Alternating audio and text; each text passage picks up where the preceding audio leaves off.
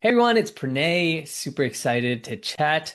I know that we've been wanting to talk about deals at the kind of the end of the life cycle, whether they do well or whether they struggle. And I know I have plenty in my portfolio that have done both. Oscar, can you highlight speaker? Yes. Okay. So I know I have plenty of deals in my portfolio that do both. And especially, I was just talking to Tal a second ago that deals that were bought in 21, 22, a lot of them are struggling. And I've even had some deals that have gone into foreclosure. So I think it's really important to get not just my opinion on it, but to hear from an expert, someone, and a group, which I'll have them introduce themselves shortly, a group that really deals with investors, passive investors, syndicators, people in real estate, because it's a lot different than a normal type of CPA. They're just used to filing taxes, but here we really will talk a little bit about strategy and really the ramifications as not just as accountants, but people who are actively investing themselves. So I think Gelt really brings a unique perspective, and we're very excited to bring them on a second time to talk about this. So welcome, Gelt team. Thank you. Thank you. It's great to be here again. And of course, I do hope that the future real estate projects will go much better than the ones in 2020, 2021, in general. And I'm optimistic overall. I'm optimistic about that as well. Yeah. But yeah, great to be here. Yeah, awesome. So on, sorry, Oscar, on my screen, I just see my face, which I apologize if everyone else has to look at that only. Is it showing it up for speakers for everyone else or just me, Oscar? Sorry about that. Yep. Cool. Oh, I think you unmuted the wrong one. Yeah. sorry. Who are we trying to unmute? Could we just maybe do like speakers, or maybe we could do like a split screen so that all the panelists are available? Or, Yeah, or maybe we yeah, can there we go. tag. Maybe we can spotlight uh Rachel, Tall, and me. You want to do that? All right. Got Perfect. it. Okay, great. Okay, awesome. Ladies first. Rachel, do you mind introducing yourself? Yeah, of course.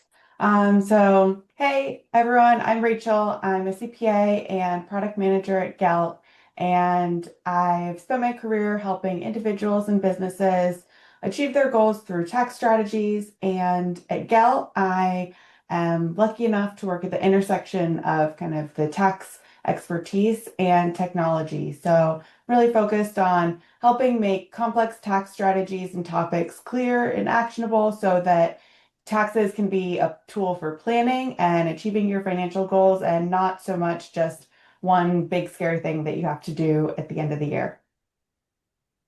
Awesome. Thank you for that. Tal, you want to introduce yourself? Yeah, of course. My name is Tal. I'm the founder of Gelt, and I'm quite obsessed slash passionate about taxes, depending who you're asking. I think that's the long story short. I don't think you'll find another group, maybe people in tech that are obsessed as taxes as doctors. So we, Uh, I'm married to one. So yeah. Also, she does not care about taxes and money. It's oh, she does. Yeah, very weird for a plastic surgeon. yeah. Um, but hopefully, once she finishes the residency, like in a year or two, it will change. Yeah, well, she has you. She doesn't need to worry about it. I always talk to my wife, and she's like, I don't have to worry about budgets. I have you to tell me about it. Yeah, yeah, it's my problem, not her Yeah. problem. Uh, okay, awesome. So let's briefly, because I know we talked about this before last time, and we can refer back that to people. Let's just talk briefly. Things go well, you got an exit, you actually made some money, and talk to me about what that kind of looks like for, let's say, $100,000 investment made in total about $50,000. So you end up with 150 over 5 years. Just generally, over a couple minutes, talk to me about the tax implications for that. So, For a physician, not reps, nothing, just normal run of the day person. Yeah. Before I want to have to start with like a background of like what does Hmm. it mean, like what tax treatment even means when it comes to real estate and in general. When you think about taxes, you really have two components to like how you think about gains or income in general. You have the source of income and you have the activity. The source of income can be real estate, can be ordinary income, your W-2, can be business income, can be capital gains if you sell an appreciated asset. There are many types of there are many types of sources of income. Then you have two types of activity. You have passive and active. And I think that the first thing that what happens when you're starting to receive money from investments, the first thing that you want to start to determine what is this income, under which bucket is it going to fall. And it sounds like a simple task, but sometimes it's going to split between multiple buckets also. So, and there are certain provisions that allow you to treat differently certain types of income depending on circumstances. So that's kind of like the number one thing to understand, that income is complicated. Our income or losses, our gains or losses are being treated is quite complicated. And maybe just like to finalize that, and then I'll let Rachel take it from here. Like in order to offset income and losses, you need both the activity and the source of income to match, basically. So you can offset active income from active losses. If you have passive income, you cannot offset passive losses from active income. And there is a lot of what you're doing when you're doing tax optimization or you're doing planning for the future, or when you're dealing with a liquidation event or before the liquidation event, is better understanding how the income is going to be classified, under which buckets, which categories. Is there any way that we can affect this classification? Sometimes yes, sometimes no, but that's kind of like as a baseline, the way that you want to think about like you received money from investments, from whatever it is, like you need to start breaking it into the buckets and understand the activity. And saying that, like back to your question about what happens when you have a liquidation event, I'll pass it on to Rachel. Yeah, so just to like follow up on what Tal was saying, when you're making the investment, like you made an investment and then you exit the investment. So you put money in and you get money out, and that's one part of the transaction. But everything that happens in between, so what that investment is doing, how it's earning or losing money, all of those things are ultimately going to affect what happens at the end. So with real estate activity, generally that's treated as passive activity. If you're just if you're a real estate investor, you're not majorly involved in the transactions. So if you made this real estate investment, most common activities that that investment is going to do is there might be maybe it's a project where you're developing something. There's going to be a lot of capital expenditures. So maybe not a lot of activity is happening on your K1 every year, and then at the end you're going to have a gain or loss. But on the other side, if you're investing in a rent project that has rental real estate, then every year you're going to have either income or loss from what that investment did that year. And depending on what that result was, you might be accumulating losses where when you have that exit, the losses can come up. So there are a lot of different things that can happen, and it really depends not only on what you invested in, but what that investment did every year that you held it. Okay, so how can we, without going super deep into the numbers, uh, just for for your kind of typical day-to-day syndication, let's say you ended up with like a 50,000, so 1.5x equity multiple. What would you kind of expect to pay in terms of like depreciation recapture, if you want to just talk about that briefly, and then capital gains? Yeah. So if you had an investment and if we have depreciation recapture, there probably was some activity, maybe some rental activity or some Mhm. activity happened over the years where that asset that was being held in the investment is depreciating. So each year you're getting a benefit, whether or not, and maybe you recognize that benefit, maybe you didn't. but a depreciation is happening. So part of that real estate is being written off every year. And Hmm. then usually if you sell a property that had no depreciation, then 100% of that gain would be capital. So if Mm. you invested in something for 50,000, sold it for 150,000, you have $100,000 capital gain. And Hmm. capital gains are usually taxed at preferential treatments, which are lower than most people's your ordinary income taxes. So capital gains, especially long-term capital gains, are really what you're aiming for. Now, if you had a gain and you also took depreciation in those prior years, the IRS will say, okay, when you took that depreciation was taken as an ordinary deduction. So you got the best kind of deduction, and now you're getting the best kind of income. That's too good.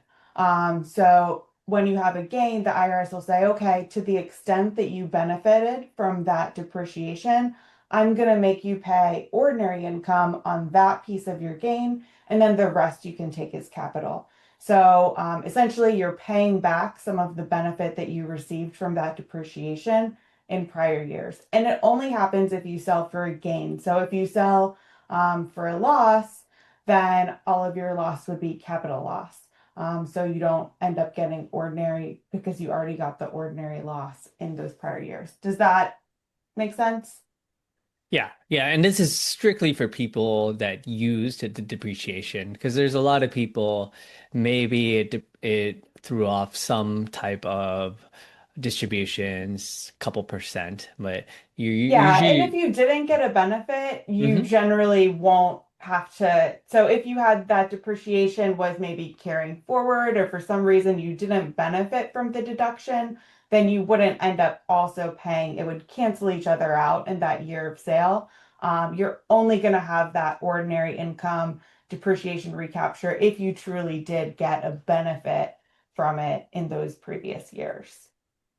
Awesome. Okay, cool. So, basically, if you sell a property, you will pay capital gains, which is 20-ish% on whatever the value has increased. So, if your shares, right, because we all buy a percentage of the property, if it went up 1.5x, then that difference, so 100 to 150, you'll pay long-term capital gains, which is different than short-term capital gains, which is at your normal rate. And then whatever amount, so of that 100,000, maybe you got, let's say, 50% of depreciation in the first year and subsequent years. So then of that 50%, so let's say 50,000, then you say you used, I don't know, 10,000 or so of that depreciation on your distributions. You on those distributions, you would have paid your normal income tax because it's normal income. But because you did not, so for those years you deferred your taxes, and so you got to keep it basically. You got a loan for those taxes for free. Just at the end, at the sale, you have to pay it back at whatever you benefited at, which is your normal income rate. Now, what if, so say I had that deal and I have deal two, which is sitting on $50,000 worth of depreciation, so a negative 50,000 capital balance.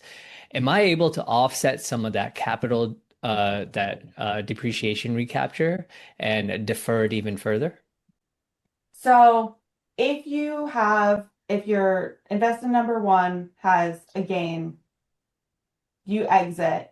What happens is if you have losses in your other investments that are carrying forward and not being used, Hmm. in the year that you sold investment one, you can Hmm. actually free up those losses or deductions that are being held in your other passive investments against the profit in your investment number one. So Hmm. if you have other investments that are carrying losses forward, when you do have a sale, you can free up losses, and they can even be ordinary losses to the extent that you have that capital gain. So you can so you can balance yourself out to zero. And then the investments that you don't have to sell those other investments either. And then they'll just continue to carry forward, but with less loss carry forward. So when you sell them, you would have less freed up and ultimately pay more tax. Does Yeah. that also make Yeah. sense? So just to kind of put a bow on it, if I have investment one and investment two, if investment one sold at a profit, I can use the depreciation from investment two on the exit of investment one if it's in the positive. However, for investment two, now all of a sudden I have less losses to utilize when investment two exits. So then I need investment three, and so on. It kind of keeps going. But Yeah. remember that this is money that you would normally pay in taxes. You can keep that, and that money earns you more money. Eventually, when you pay taxes at whatever the full amount is, but there's no carried interest. There's no interest rate. That's why they consider it interest-free loan from the government because you will have to pay back at some point. Uh, Typically, there's ways around that. One is dying, but if you will have to pay, but if you can defer it for 5, 10, 20 years, that can be substantial. And if that's compounding at like say just 5%, that's it could be substantial and really grow a lot of net worth. I do I want like, to add. So, Mhm. go ahead, oh, I Rachel. was just gonna say, I like thinking about that as deferring taxes is like getting an interest-free loan. There is another consideration that you want to take into account, and it's the Hmm. income level in a certain year.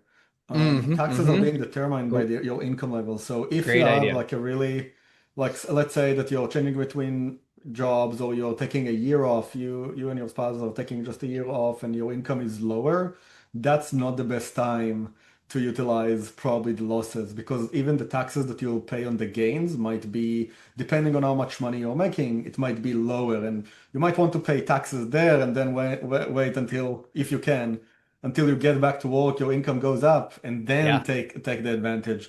So you have timing is important, and your great current point. income and future income is also important into the consideration. And nobody knows your own situation better than yourself and your own Hmm. plan better than yourself. Not Hmm. usually, not even the CPA. So if you're working with a professional, it's important to share those kind of like plans. If you know that you're going to take, like one of the spouses are going to, take 1 or 2 years step back because of kids, for example. You want to share that as you are planning because it might affect recommendations and what you can do and when you should do certain things.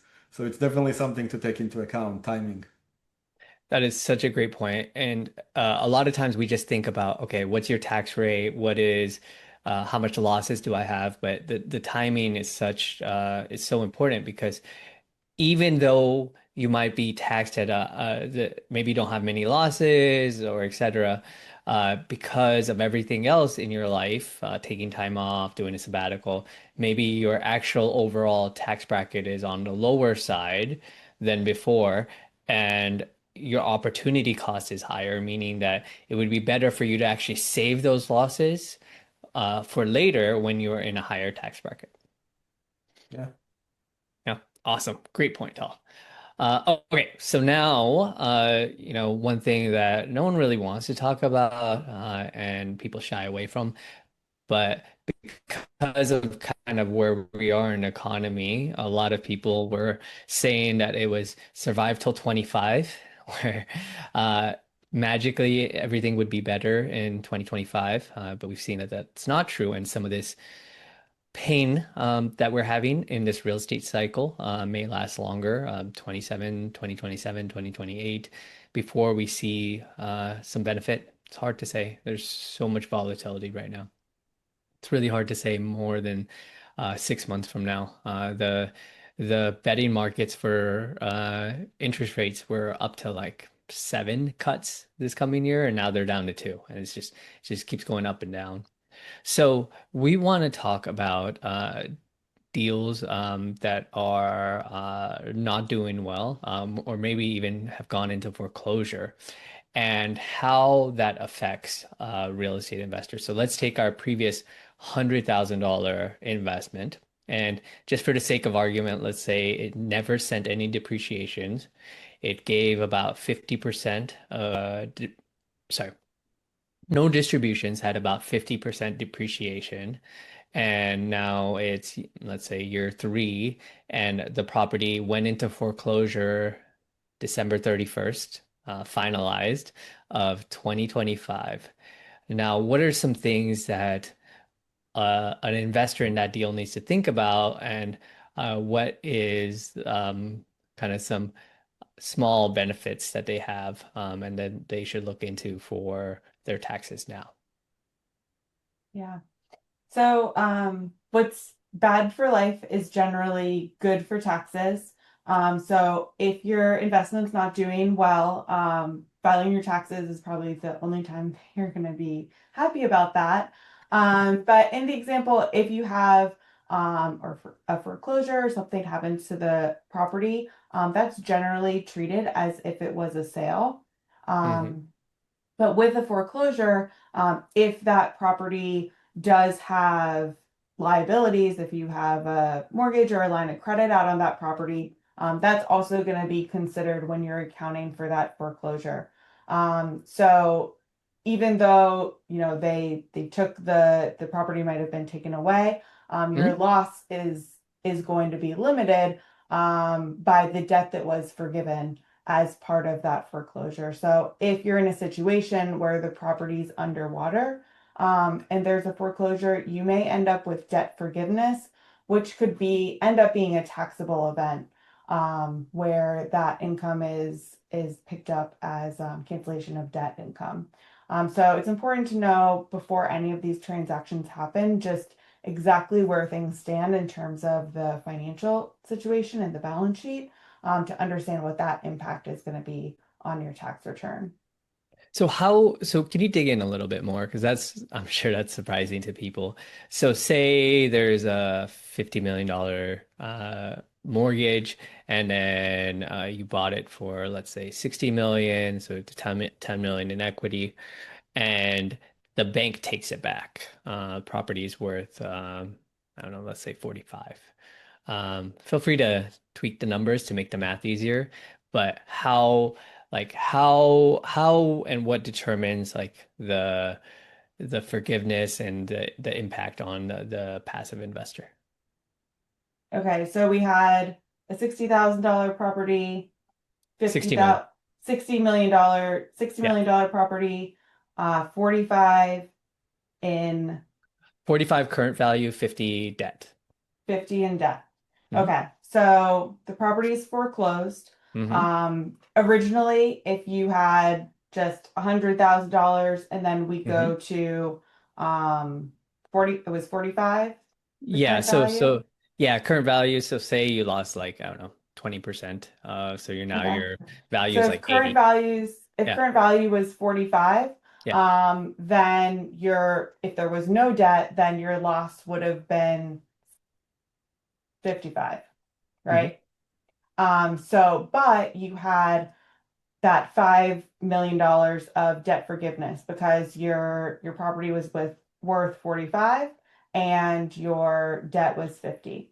So instead of taking a $55,000 loss, now you're going to have a $50,000 loss, Got it. to account for that cancellation of debt income. So on paper, you might be expecting a loss that's much higher than what actually comes through to you due to the any debt forgiveness. Got it. Okay. So you weren't talking, so it is a tax liability, but it's not an out-of-pocket tax liability. It just Right, it would reduce your loss. reduces the losses that you'd be able to use for what would you be able to use those losses for? So you would be able to use those losses against other capital income. You would be able to, and then if you'd be able to use them against other capital income, and then if you've totally gotten out of this deal, Hmm. you can take those. You can usually take those full losses on your tax Uh, return. Against you, and then that's on all income, right? So against your active income as well. Yes. Yeah, total income. Okay. So then that current value is very important, right? Because it can potentially limit the the amount of losses you got. So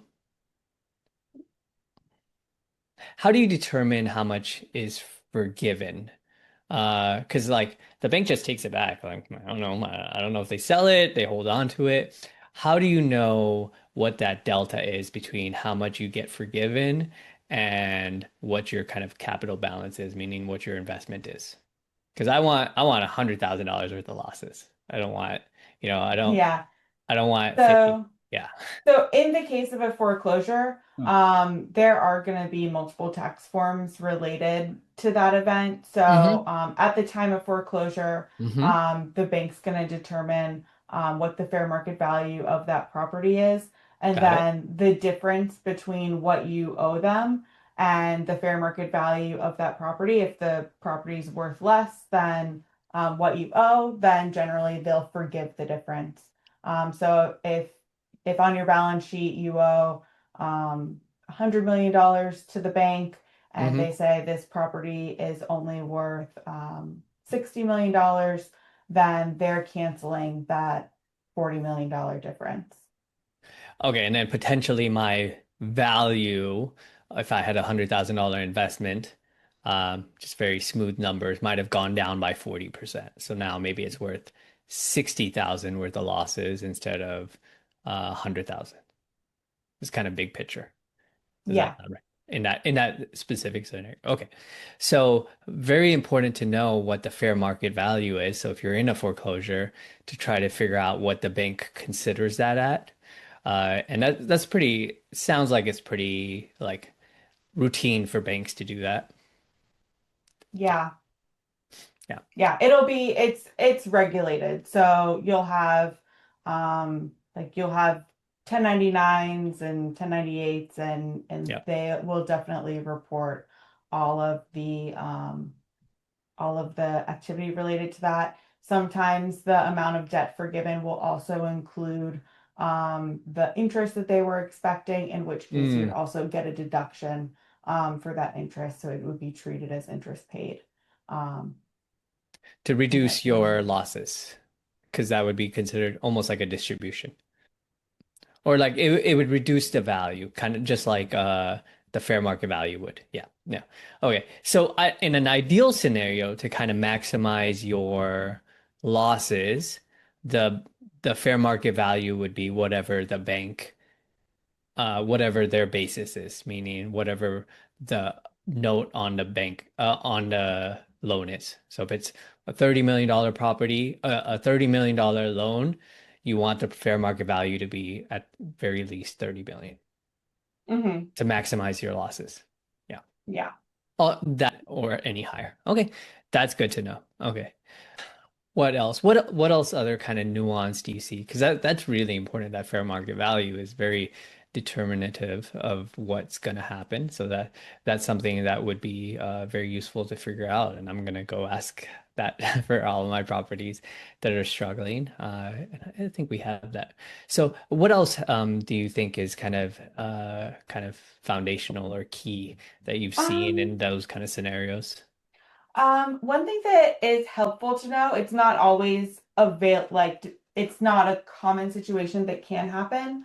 Hmm. But if you have a property and let's say you don't have any loans out on that Hmm. property and Hmm. the property becomes completely worthless Hmm. for whatever reason, Hmm. um, usually an option is to like maybe you can sell the property, but another option that you might want to consider is if you abandon the property, which is you completely give up the rights to that property altogether.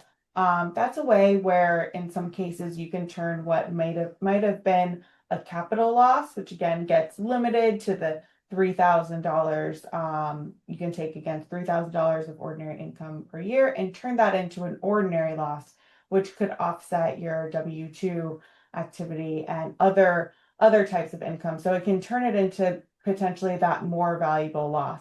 And that's the difference between selling something and abandoning it. So Mm. it's not super common where you're able to you might not be able to abandon the property, but if you're in a situation where that would be something that you're considering, there is an advantage to that over selling it for a significant loss. So, a couple of things I want to dig into. So, tell me more about this 3,000 limit. So, if I have, say, in that last scenario, I have 60,000 of losses because it lost 40% of value. The bank foreclosed on it. Uh, and I have $60,000 left of losses. Am I not able to use all of that right away? Not all, in most cases, no. So in most cases with your capital losses, you Hmm. can use them if you have capital income. In other situations, you can offset your capital in 100% of your capital income Hmm. with capital losses. And Hmm. then against your ordinary income, you can take $3,000 of capital losses per year. So it can take a long time to actually get the Mm. benefit from all of those capital losses. And is that 3,000 limit combined with kind of the stock tax loss harvesting and such? Is it Mhm. it's Yeah, one so bucket? you can offset you if you have capital gains from stocks, you can offset those with your real estate losses because they're all in that capital loss, like Hmm. capital income, capital loss bucket. The things that you can't offset with capital losses would be ordinary income from your W-2 or your business that you own, for example. Hmm. So say I have is foreclosure money like after a property has been foreclosed on and I have this, let's say $60,000 loss, is that categorized any differently or able to be utilized any differently than just 60,000 of depreciation from a property that's just chugging along? Or is it roughly about the same and you could use it for the same stuff? So a foreclosure is treated as a sale, so the gain or most likely loss from that event will be capital, where Hmm. depreciation is an ordinary deduction. So that is the better kind of loss. Mm. Mm. That could, again, with real estate, it's often limited on whether you can actually take it every year. But if you can take that depreciation, that's an ordinary deduction or loss, which is worth more than the capital. So when you're making money, you want it to be capital. And when you're losing money, you want it to be ordinary. Got it. Got it. Okay. So then the foreclosure losses can be used on any type of passive gains, but only 3,000 of it can be used against your active income total Yeah. for the year. Yeah. And then you won't completely lose it. It'll carry forward. But in a single year, you have the $3,000 limit. We have seen quite Is a few it? Hmm. cases that like Hmm. CPAs did not carry it forward, Oh that no. they just forgot about it. We Salt have on the That would seen wound. be really bad. we have seen Yeah. it in six figures. Oh my goodness. Yeah. So okay, so what Uh, else do you do? Like say I mean, say my capital loss is in the six figures, which unfortunately it is on some of my deals from other sponsors. I can only use 3,000 of it. What else? How else can I get creative with using? So otherwise, like I'm gonna be like 80 before I use all of these losses. How else can I get creative in thinking about other than, exiting a bunch of properties, which probably won't happen in the next couple years? How else can I get creative to be able to tap into those losses from foreclosure? Capital gains. Be aggressive. Hmm. Tell me more. Like Make what? money. That's Make money the somewhere else. make Yeah. money somewhere else, and it will be tax free basically. You'll be able to offset. But there is no really a magic Yeah. solution for Uh, that. It's just like make money and now you have basically a little bit of a tax shelter. You can think about it that way. mhm. And this tax shelter is your opportunity. So you might want to change the way that you think about making money. And focus on ways that you can utilize those kind of losses, um, basically against like you can just utilize those losses Yeah. against the future gains. That's the very simple answer. But Ugh. unfortunately, there are no magic solutions around that. Yeah, so a lot of times, and I'd love to hear your experience, but people focus really on trying to turn their passive losses into active losses so they can use it against their income. But what I hear less about is turning their income into passive to be able to utilize that. So how have you seen people start making income or capital from in a passive way so that they can use losses to kind of offset the income taxes that they would pay on So money? So it really depends what type of passive. So as in the beginning, like there are the two types. You have like the Hmm. source of income and you have the activity. So Yeah. just passive losses, sometimes Hmm. it's not enough. If Hmm. it's passive losses from a business, basically you invested, let's say that you're a physician Hmm. and you are a partner in a surgical center Hmm. or whatever kind of like a actual business it Hmm. is. The business that the income that or the losses. Let's say that you also like have some kind of on paper losses through Hmm. that business or on paper gains from that business. It doesn't really matter for that purpose. You Hmm. cannot really take those are ordinary losses and ordinary passive losses, and not just it's not like capital losses that you can take against capital gains. So you need like to understand. Okay, I have some losses carry forward. What type of losses? What's the source of those losses? How are they generated? And then you need, based on that understanding, you need to generate the profits from basically from similar source, similar similar activity in order to offset or to utilize those losses. And even then, you have certain limitations. There are limitations of how much of the losses you can basically utilize over time. But that's really what you want to understand. And it's so personalized for each person, depending how they created losses. Um, but but it's really nuanced at the end of the day. And Hmm. you really want just to analyze, okay, monitor what losses do I have, what kind of gains, and what are my opportunities in order to utilize those losses, and then actively pursue those opportunities in order to utilize it. That's kind of like the framework that you need to take into account. And of course, it's not easy either way. Like it's not that simple, and there is no guarantee. Obviously, that you will make money on any investment. So Hmm. but you want to adjust your strategy accordingly when you have those cases. So the foreclosure loss, it's a capital loss and passive. So you need to find some capital uh passive gain, basically. So like stocks or other investments that have increased in value. And that's why like a surgical center doesn't work because that's not capital, it's ordinary. It's just like your Exactly. normal income. Capital gains or capital losses happen when you sell an asset. So Mm-hmm. once the asset is being sold, like when you have an asset sale, like that's when you have that. If you're, by the way, if you own, if let's say that you own the surgical center and you sell your interest in the surgical Mm-hmm. center is an asset. If you Mm-hmm. sell Mm-hmm. that, and of course, like it's pure asset, you don't really actively participate in any of that. That might be useful. But capital gains or losses, they happen when you sell assets. But yeah, so that's kind Yeah. of like what you would be looking after. Accumulate assets that you can sell in the future for gains, for Yeah. capital gains in this case.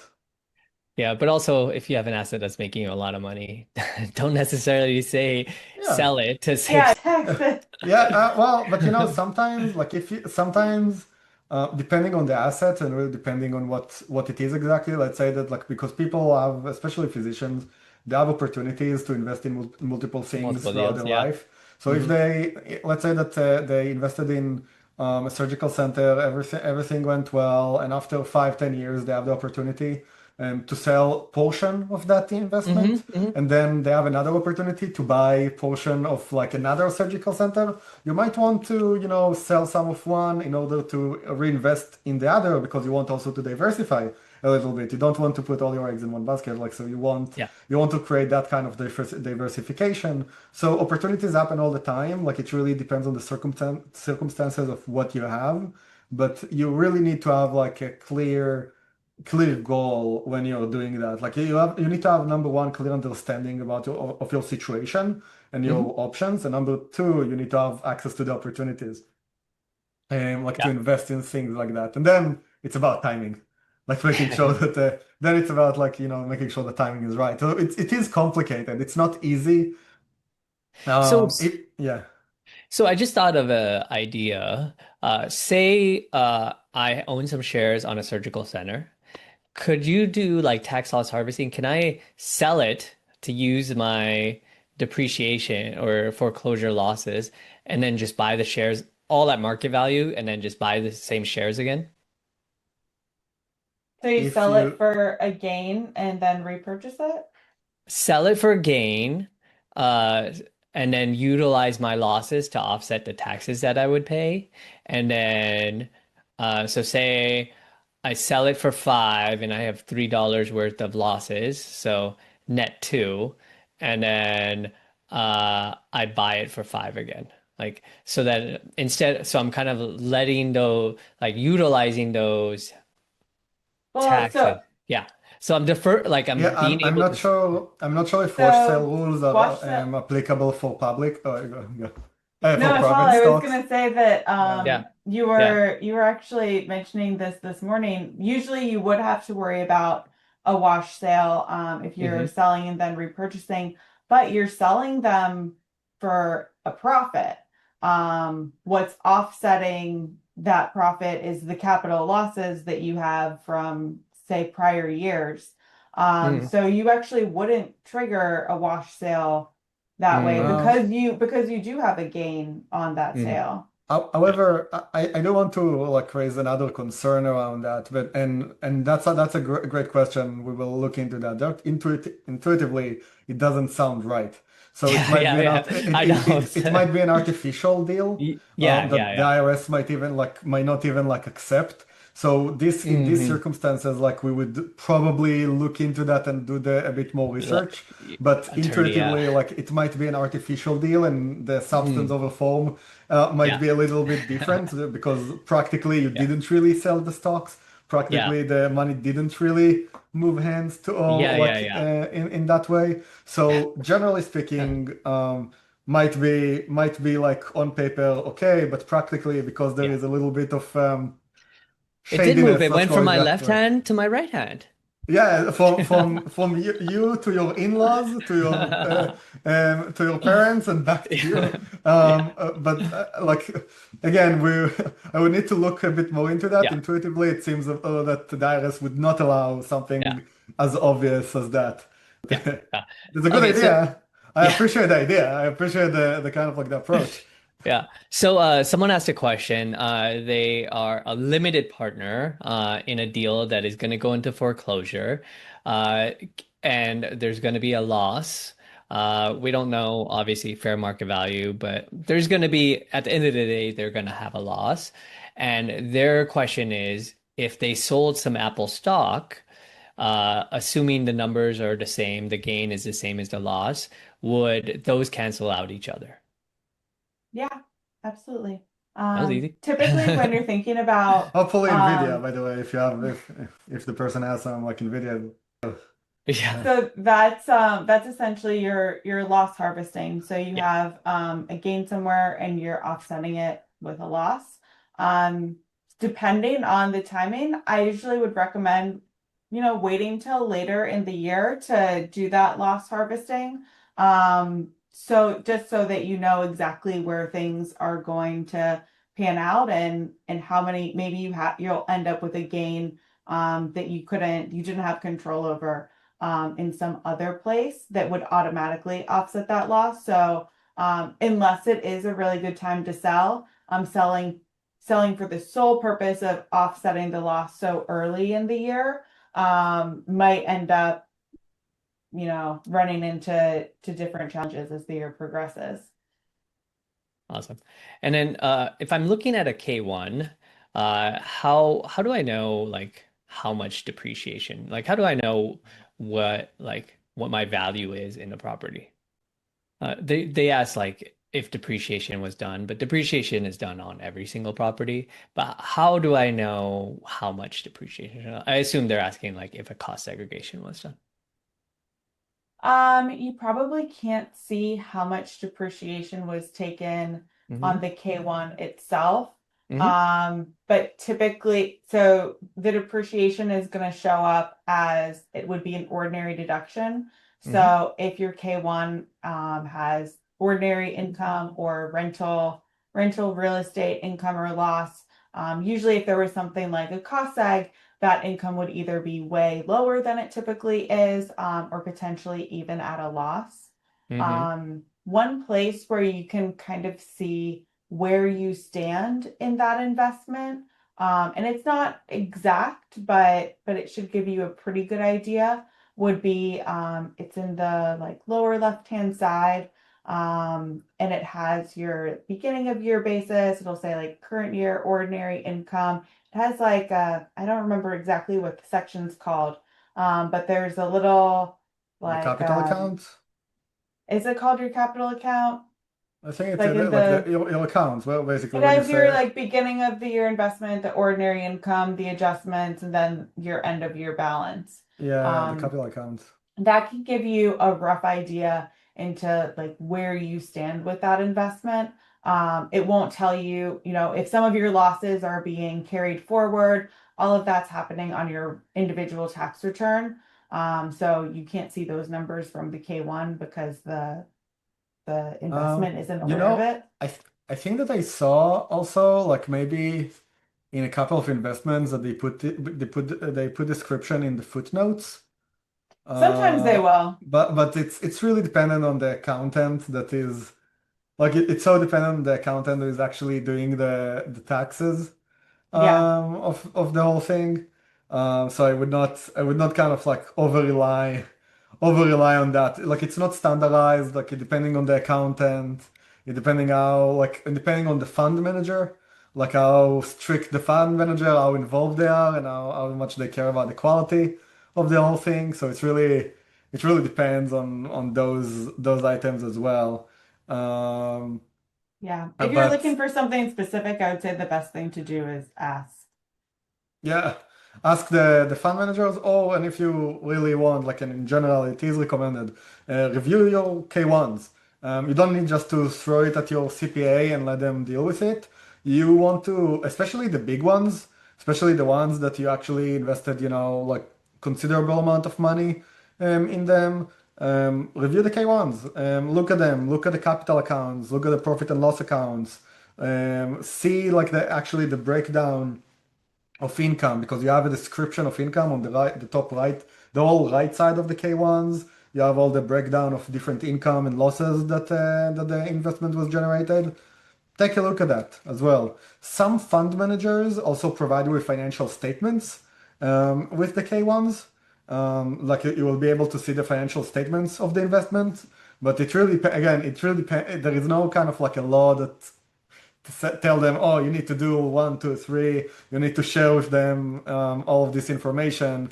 It's really depending on like the fund manager, the property manager, how well it's being maintained, how clean the books are, how much they invest in bookkeeping, and not just like on the tax side. So it has a lot to do with that, which is always a good lesson. After you invest in enough of those, you kind of like see which ones are a bit more organized and structured and which one are still kind of like figuring out the right system for them. It does not mean that the ones that are organized will for sure generate better returns than the ones that are a bit less, but it's still something that you want to be a bit more cautious about that. And just look into that and educate yourself as much as you can when it comes to reading financials, reading K1s. I know that as physicians, you don't really have the time or will to do all of that. I cannot express how many times I tried to convince my wife just to sit with me and review our financials together. I told her, what happens if I get, I get hit by a car, or God forbid something happened to me? Like, like beyond friends and family, like it's really important that you have a basic understanding of money, especially when you start to accumulate good amount of it. So invest in your education and treat it as part of your professional development and not as like, oh, my financial advisor will do it for me, my CPA will do it for me. Like you invest in yourself, learn it, even if it's not the most interesting thing in the world, um, especially for, again, I completely understand that about physicians. My wife is actually going to San Diego this weekend I think that for the micros, there is some AMRS, something like that, some microsurgery conference, and one of the lectures there is about like financial education for physicians, one of the items in the conference. So definitely put some time and treat it as like a skill that you need to improve over time. Awesome. Thanks, Tal. Appreciate your time. I know we're getting to the last hour. Sorry. I know we're going to send out Gelt's information. They're an amazing group to work with, and they really understand this stuff, not just from a CPA standpoint, but as in real estate investors themselves, and are helping many of their clients kind of go through the good and the bad, which we're in a little bit of bad territory right now in properties, but it'll turn around and they'll be there It will just get to help. better. Yeah, yeah. And they're just as good as helping people get through the good when you have a lot of gains to figure out what to do with. So we'll send everyone their information. And if you're looking for a great CPA, they're a great firm to work with. Thank you. Thank you. I appreciate the kind words. Yeah. But and thank you for inviting us. It was lovely. And again, it will turn around. It will be much better in the upcoming years. And the losses can be utilized in the future against gains, so it's not lost. It's not completely lost. Yeah. Well, thank you, everyone, and have a great Of day. course. Bye. You too. Have a good one. Bye.